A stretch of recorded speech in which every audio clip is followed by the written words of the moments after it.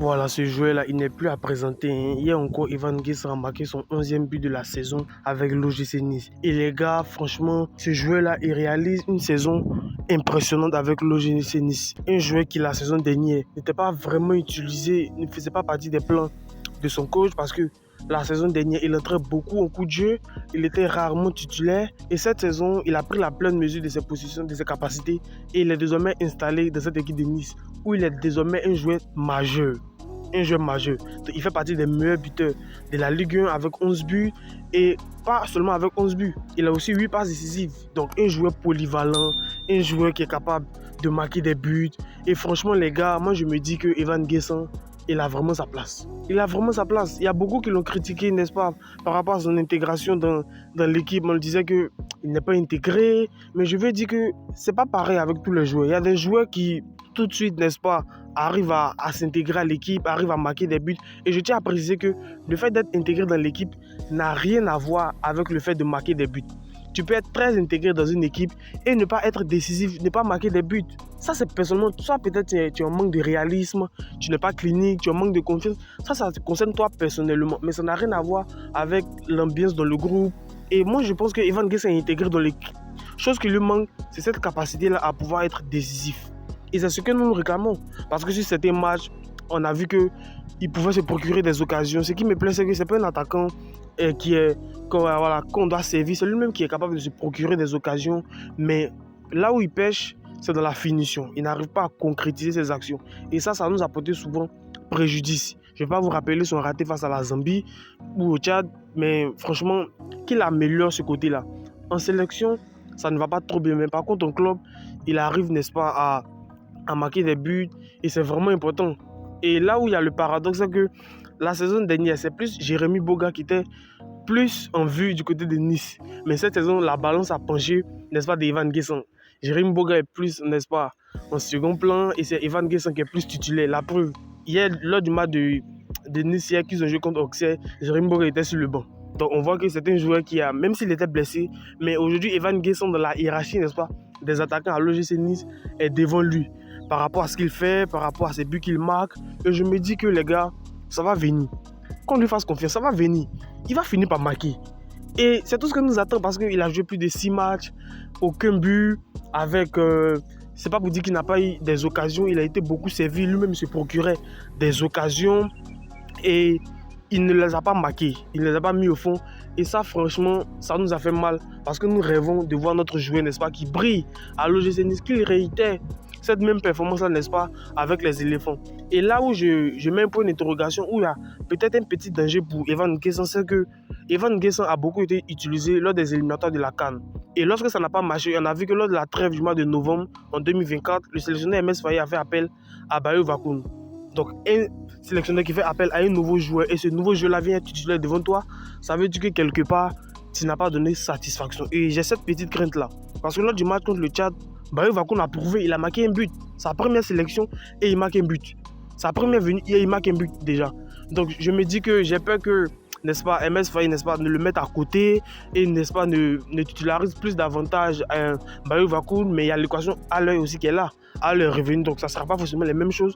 Mais je me dis que si Ivan Guessant, n'est-ce pas, de cette même manière qu'il performe en club, s'il continue sur cette belle lancée-là en sélection, franchement les gars, il va devenir un joueur inarrêtable. Et ça va nous profiter à tous. Ça va nous profiter à tous. Un joueur qui est capable de marquer des buts, c'est ce que nous aimons et c'est ce que nous demandons. Maintenant, pour ceux qui, n'est-ce pas, disent c'est un joueur qui brille en club mais qui ne brille pas en sélection, je veux dire que ça fait le même effet avec Konaté Karim, si vous vous rappelez, à Salzbourg, qui avait même terminé meilleur buteur du championnat autrichien.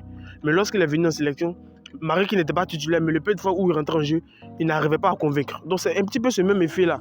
Briller en club, qui marque des buts en club, mais en sélection, ce n'est toujours pas le cas. Donc je prie, n'est-ce pas, que Ivan Guessant va soigner cette anomalie-là pour que, n'est-ce pas, il soit un joueur privilégié en sélection et un joueur plus que décisif. Et les gars, il y a une mauvaise nouvelle concernant Ahmed Traoré Junior qui était touché à l'épaule hier lors du match qu'ils ont joué contre Nice. Et on l'a interrogé sur sa blessure et voici ce qu'il dit. J'ai mal à l'épaule depuis quelques temps, aux deux épaules. J'ai passé des IRM, j'ai des problèmes au cartilage et ça me fatigue un peu. Je n'arrive pas à jouer sereinement parce qu'à n'importe quel choc, je sens la douleur qui monte. J'essaie de faire avec jusqu'à la fin de saison. Je vais prendre le temps pour me soigner. J'ai eu le sélectionneur au téléphone pour lui dire que j'ai mal. Il m'a dit soigne-toi. Donc vous voyez, Ahmed Traoré est touché, n'est-ce pas? Il est blessé aux épaules. Et nous, on espère que ça ne soit pas une blessure très grave parce que je vous ai dit, hein, ce joueur-là, il est très important dans le dispositif d'Ms Faye. Ms Faye sait pourquoi il lui a fait appel. Parce qu'il regarde ses matchs, il sait que ce joueur est un joueur très créatif à Auxerre, qui est capable même de marquer des buts, de délivrer des passes décisives. Et cette saison, il pète la forme. Et j'ai peur que cette blessure-là ne vienne freiner. Donc selon les dernières informations qu'on a, il est blessé aux 2 épaules. Donc on croise les doigts, on espère que ça ne sera pas grave, on espère qu'il nous reviendra en forme parce que vous savez que c'est un joueur majeur, c'est un joueur très important.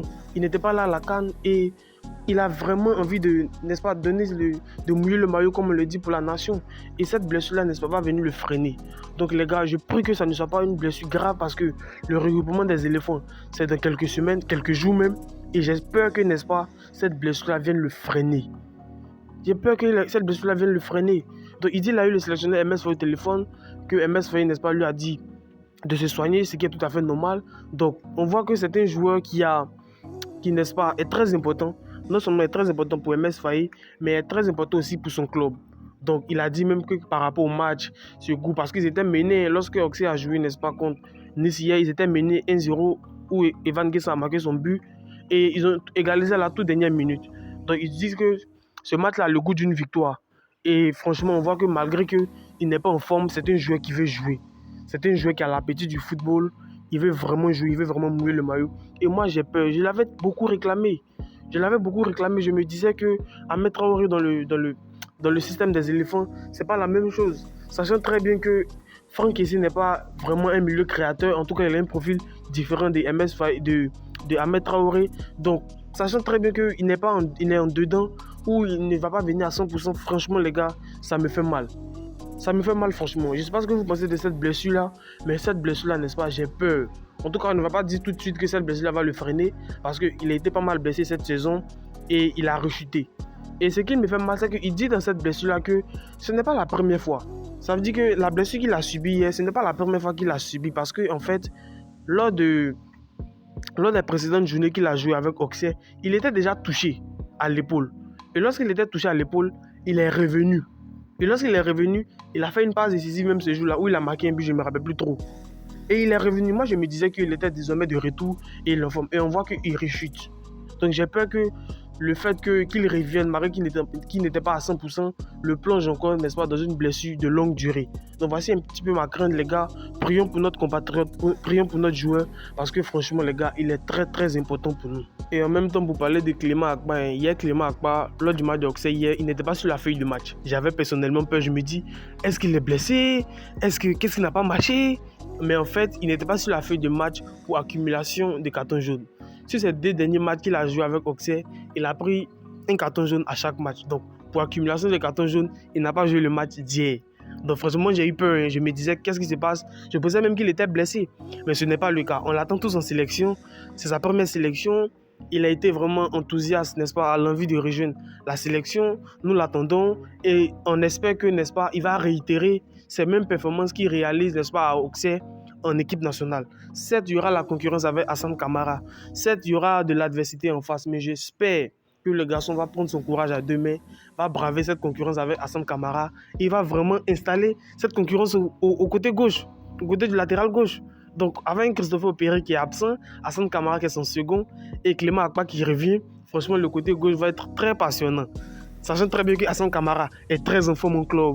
Clément Akpa aussi est très en forme en club. Titulaire indiscutable. Et franchement, les gars, ce côté gauche-là, comme on le dit, ça va chauffer. Ça va chauffer réellement. Maintenant, petite parenthèse, Ligue Europa. Il y a Mohamed Diomandé qui a joué, n'est-ce pas, ce jeudi-là en Ligue Europa contre Fenerbahçe et ils se sont qualifiés. Ils ont gagné 3-1 au match aller en déplacement. Donc, ils devaient recevoir Fenerbahçe chez eux. Donc, Fenerbahçe, n'est-ce pas, les a menés 2-0. Mais avec le cumul de scores, ça faisait 3-3. Ils sont allés au tir au but. Et, n'est-ce pas, ils ont gagné le match. Ils sont passés en quart de finale. Mohamed Diomandé était titulaire. Franchement, les gars, vous savez très bien que c'est un joueur qui est très important. Et je me dis, n'est-ce pas, je croise les doigts. J'espère que Ahmed Traoré sera là. Mais en cas, s'il arriverait qu'il ne soit pas là, Faye MS, n'est-ce pas, pourrait faire recours à Mohamed Diomandé qui a le même profil que lui, qui a le même numéro 10 aussi, qui a cette capacité de créer du jeu et qui est plus polyvalent qu'Ahmed Traoré qui peut jouer au milieu défensif, mais on l'attend plus dans la créativité du jeu. On avait fait la même chose durant une trêve, mais je ne sais pas si c'est la trêve du mois de novembre où il y a un joueur qui n'était pas en forme, qui était appelé mais à la dernière minute, qui a dû repartir en club parce qu'il était blessé. Je ne sais plus trop de quel joueur et Konaté Karim est venu le remplacer. Je me le dis le nom du joueur dans les commentaires, j'ai un peu oublié. Donc on espère, n'est-ce pas, que Ahmed Traoré ne sera pas blessé réellement, mais s'il arriverait que sa blessure soit grave, voici une option, Mohamed Diomandé, qui pouvait venir, n'est-ce pas, qui était un joueur qui était déjà de la sélection, qui a été sorti lors de cette trêve-là, mais qui, par ses performances, mériterait d'être là. Donc, ça, c'est une option pour MS Faye. Ça serait en lui d'en décider. Mais je me dis que Mohamed Diomandé peut, n'est-ce pas, valablement remplacer Ahmed Traoré Junior. Ça, c'est mon avis, les gars. Et par rapport à Ndika aussi, ils sont éliminés. L'AS Roma a été éliminé en Ligue Europa. Ils ont gagné le match aller et ils sont venus perdre le match retour. Ils ont joué contre l'Athletic Bilbao et l'Athletic Bilbao s'est qualifié. L'Athletic Bilbao d'ailleurs qui va affronter Rangers en quart de finale. Donc Evan Ndika, cette saison, qui réalise une saison stratosphérique en matière de stats individuels, le garçon il est franchement au-dessus du lot. Mais avec une Roma, n'est-ce pas, qui n'est pas très en forme, qui a des performances en dents de scie, qui a la peine même en Serie A, qui se fait battre par les petites équipes. Et franchement, en Ligue Europa, c'est tout à fait normal qu'ils soient sortis si vite, même si je ne le voulais pas. Mais au vu de leur passé, au vu de tout ce qu'ils démontraient durant ce début de saison, on ne pouvait pas s'attendre à mieux. Mais par contre, Evan Ndika est titulaire dans cette équipe, titulaire indiscutable. Il joue tous les matchs, il occupe une grande place dans son club. Et franchement, les gars, c'est le tollé de cette équipe nationale de Côte d'Ivoire, en tout cas en défense. Le seul joueur avec Yaya Fofana et Ghislain Konon à avoir disputé tous les matchs de la CAN. Et ça, c'est vraiment une prestation incroyable. Incroyable. Donc, voici les gars, voici les dernières nouvelles que j'avais pour vous sur les éléphants. Et lui aussi, on espère qu'il va venir réitérer sa performance qu'il fait à la Roma en sélection. Donc les gars, nous sommes à la fin de la vidéo. J'espère que vous avez aimé. Abonne-toi si ce n'est pas déjà fait. Tu me lâches ton commentaire et on se retrouve pour la prochaine vidéo. Allez, peace.